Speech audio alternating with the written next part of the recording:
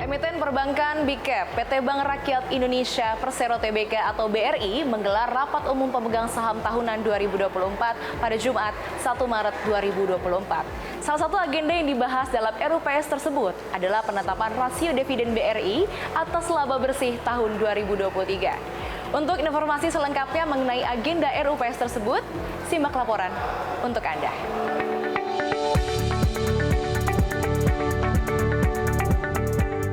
Dalam rapat umum pemegang saham tahunan BRI, terdapat 7 mata agenda atau acara yang akan dibahas.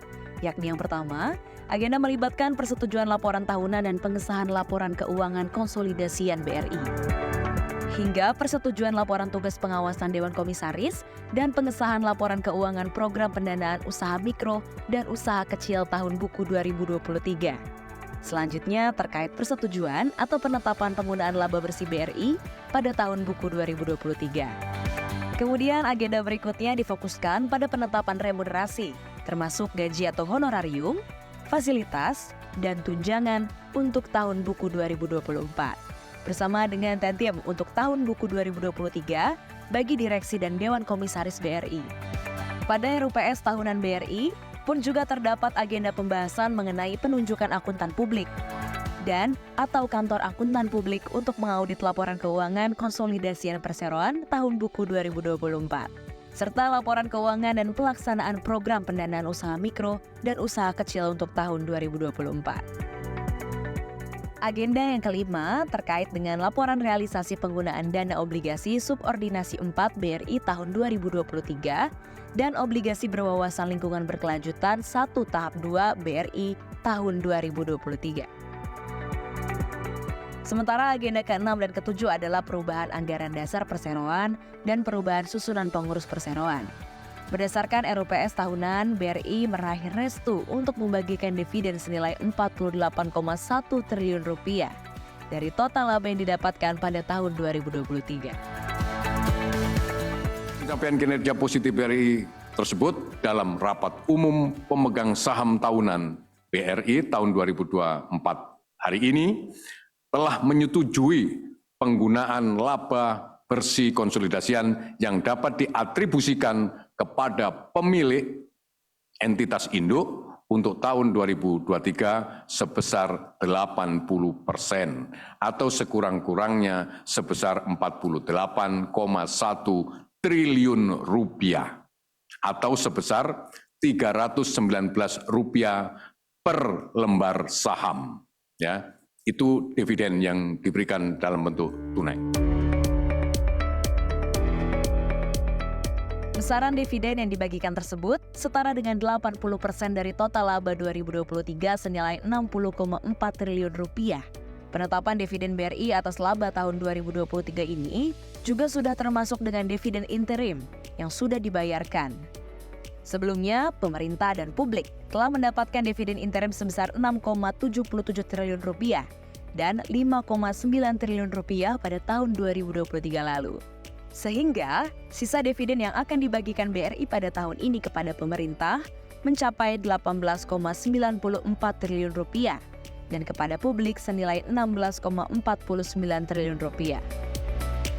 Karena dari total dividen yang ditetapkan pada RUPS tahunan BRI, negara berhak untuk mendapatkan 25,71 triliun rupiah.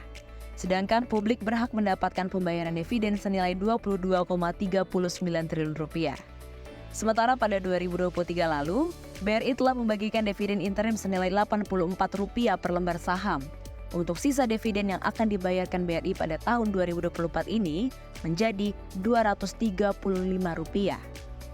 Penetapan dividen yang jumbo ini tidak terlepas dengan kesuksesan BRI menjaga performa kinerja sepanjang tahun 2023. Pada 2023, bahkan BRI sukses kembali mencetak rekor dengan membukukan laba bersih tahun berjalan secara konsolidasian sebesar 60,4 triliun rupiah. Capaian laba tersebut merupakan rekor tertinggi yang dicatatkan BRI sepanjang sejarah. Karena capaian laba tertinggi sebelumnya dicatatkan perseroan pada tahun 2022 lalu sebesar 51,4 triliun rupiah.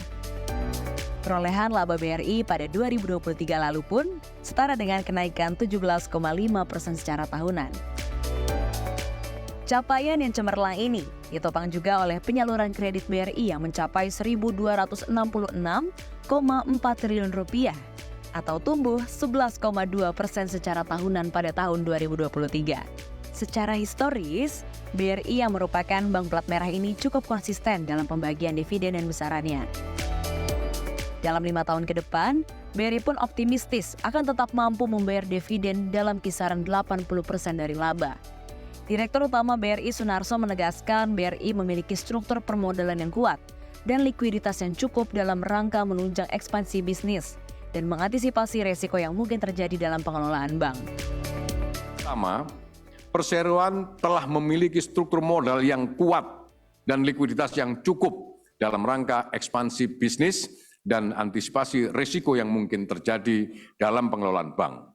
Dengan pembayaran dividen untuk laba tahun buku 2023, capital adequacy ratio bank ataupun perseroan tetap terjaga pada kisaran 20% untuk jangka yang panjang. Merujuk agenda ke-7 dalam RUPS tahunan BRI, pun terdapat pengajuan perubahan pengurusan perseroan, baik di jajaran komisaris dan juga direksi. Dengan memberhentikan dengan hormat Hendrikus Ivo sebagai komisaris independen dan mengangkat Haryo Baskoro Wicaksono sebagai komisaris independen BRI. Serta mengangkat kembali Catur Budiarto sebagai wakil direktur utama dan Agus Nursanto sebagai direktur bisnis wholesale dan kelembagaan hingga Agus Sudiarto sebagai direktur manajemen resiko di BRI. Di samping itu, RUPS tahunan BRI juga menyetujui perubahan nomenklatur atau nama jabatan Direktorat Direksi Perseroan. Direktur Bisnis Kecil dan Menengah berubah jadi Direktur Komersial, Small and Medium Business, serta Direktur Jaringan dan Layanan menjadi Direktur Retail Funding and Distribution. Sehingga Amam Sukriyanto yang semula Direktur Bisnis Kecil dan Menengah berubah menjadi Direktur Commercial, Small and Medium Business. Sementara Andrianto yang semula Direktur Jaringan dan Layanan menjadi Direktur Retail Funding and Distribution BRI. Dengan beragam keputusan yang telah ditetapkan dalam RUPS tahunan, manajemen BRI menegaskan pada 2024 ini, pihaknya akan berupaya untuk meningkatkan kapabilitas di bisnis retail banking dan mengoptimalkan kontribusi di perusahaan anak. Karena itu, BRI akan berfokus pada pengelolaan aset dan liabilitas yang lebih produktif, serta berupaya untuk melanjutkan strategi diversifikasi sumber pertumbuhan, mengedepankan prinsip-prinsip environmental, social, and governance atau ESG agar dapat memberi nilai positif bagi lingkungan. BRI pun berkomitmen untuk selalu mampu mendeliver value beyond profit secara berkelanjutan. Pertama, perseroan telah memiliki struktur modal yang kuat dan likuiditas yang cukup dalam rangka ekspansi bisnis dan antisipasi risiko yang mungkin terjadi dalam pengelolaan bank. Dengan pembayaran dividen untuk laba tahun buku 2023, capital adequacy ratio bank ataupun perseroan tetap terjaga pada kisaran 20% untuk jangka yang panjang. Dengan hasil RUPST ini, perseroan berkomitmen menjadikan tahun 2024 untuk memperkuat kapabilitas retail banking dan optimalisasi kontribusi perusahaan anak.